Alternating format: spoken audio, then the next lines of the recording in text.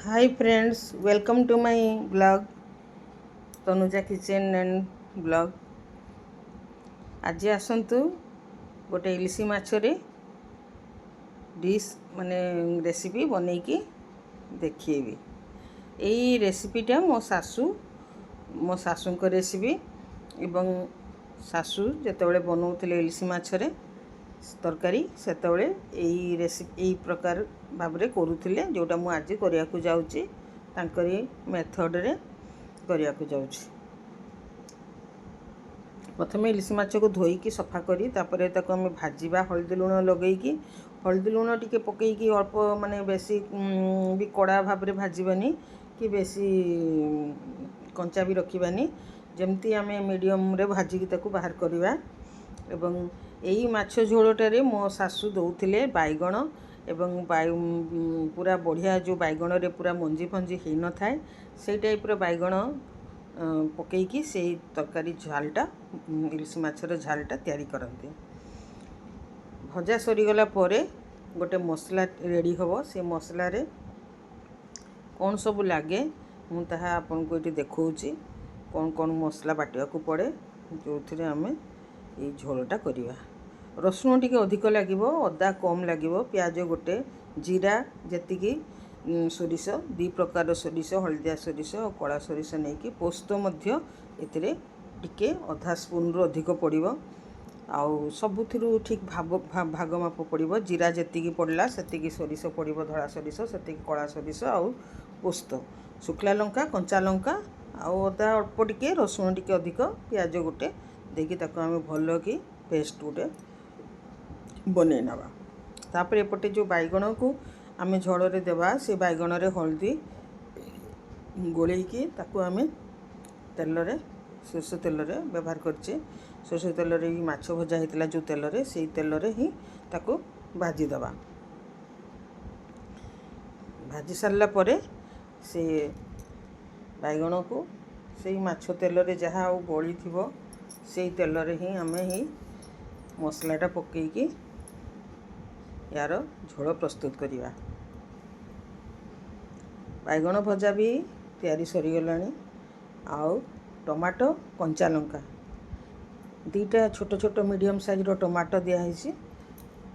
पाचिला tomato भल किना लाल होगी पाचि जाइथिबो। आउ कंचा लंका किछि तेल रे फास्ट पकई देबा।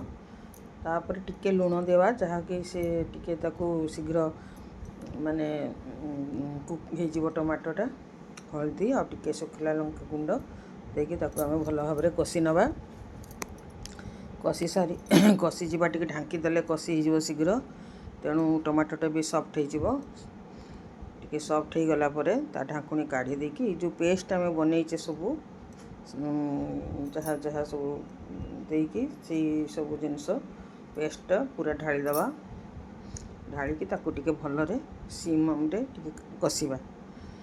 टिके गैस लो फ्लेम करिकी ताको आमे धीर जाल रे टिके कषिबा भलके, कारण से अदा रसुण भी पड़ी आउ पियाज भी पड़ी, तेणु टिके कषिबा को हम। टिके कषि दे सारला परे पानी दबा, जेतिकी जे झोल रखिया को चाहूचंती सेतिकी पानी देबा। हमर तो ये झोल तरकारी बेसी तरकारी झोल रहेनी, टिके माखा माखा हुए।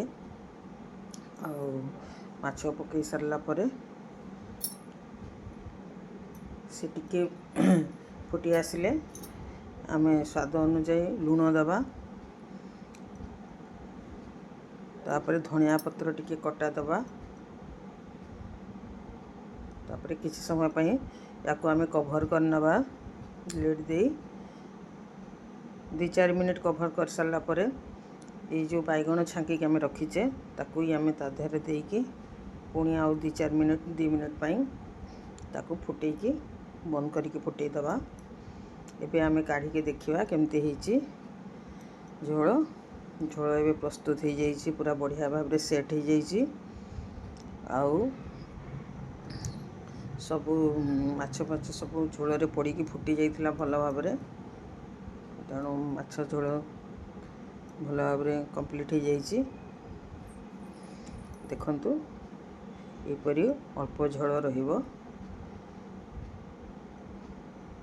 ये माने टिके जस्ट माखा माखा जो कहते सेमतिका जुक जुकिया है कि टिके झोल रहिबो। ଯାହାକୁ ଯେମିତି ଲଙ୍କା ରାଗ ଦରକାର ସେଇ ଟାଇପ୍ର ସେ ଲଙ୍କା ୟୁଜ୍ କରିବ ବା ଚିଲି ପାଉଡ଼ର ପକାଇବ। ମୁଁ କଞ୍ଚା ଲଙ୍କା ଦେଇଥିଲି ଆଉ ଅଳ୍ପ ଟିକେ ଚିଲି ପାଉଡ଼ର ମଧ୍ୟ ପକାଇଥିଲି।